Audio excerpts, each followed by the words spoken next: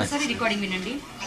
నేను రాజ్ తరుణ్ పైన కేసు పెట్టిన తర్వాత వీళ్ళు నన్ను బ్లాక్ చేశారు. బ్లాక్ ఒక 15 days ఎగో నా ఫ్రెండ్తో ఒక ఆవిడతో నేను ఫోన్ చేయించి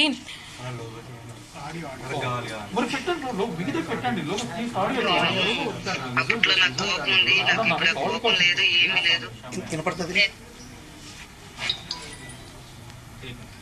నేను రాస్తాను వాళ్ళ ఫాదర్ అండి. మీరు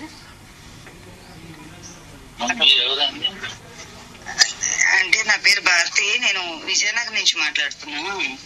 ఈ కేసు లావణ్య గారి గురించి మాట్లాడాలనుకుంటున్నాను. మీకేమో అబ్జెక్షన్ లేదంటే మాట్లాడచ్చా? ఏం లేదండి, ఏం అంటే ఇప్పుడు నేను ఆమెతో ఈ కేసు తర్వాత ఒక 1 month మాట్లాడాను. తను అయితే చాలా చేంజ్ అయినా, నేను అప్పట్లో నాకు కోపం ఉంది, నాకు ఇప్పుడు ఆ కోపం లేదు, ఏమీ లేదు, నా రాస్తారు నాకు వస్తే చాలు అని చాలా ఏడుస్తుంది అనమాట. నేను ఈ 1 month నుంచి మాట్లాడుతున్నాను తనతో. అందుకని మీ నెంబర్ నేను దాన్ని అడిగి తీసుకున్నాను. వద్దులేండి అని అన్నది. లేదండి మాట్లాడతాను, మాట్లాడడంలో తప్పేముంది అని చెప్పేసి అని తీసుకున్నా. తను ఏమంటుందంటే మీరు వచ్చి ఉండమంటుందండి.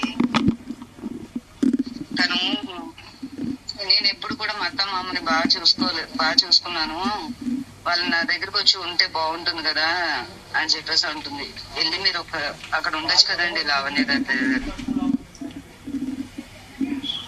హలో, ఉండొచ్చు కదండి. ఆమె చాలా చేంజ్ అయింది. అప్పుడేదో కేసు మీకు తెలిసాడు కదా, మస్తాన్ సాయి గొడవలు అవన్నీ, నీ గుంటూరులో జరిగే గొడవల గురించి. ఆ టెన్షన్ లో అప్పుడు కొంచెం కోపంగా ఉండేదాన్ని, కానీ ఇప్పుడు అవన్నీ క్లియర్ అయిపోయినాయి కదా, వచ్చి ఉంటే బాగుందని తను ఫీల్ అవుతుంది. నేనైతే అడుగుతాను, ఒకసారి నెంబర్ ఇవ్వండి అని చెప్పేసి అన్నా. అందుకు నెంబర్ ఇవ్వండి.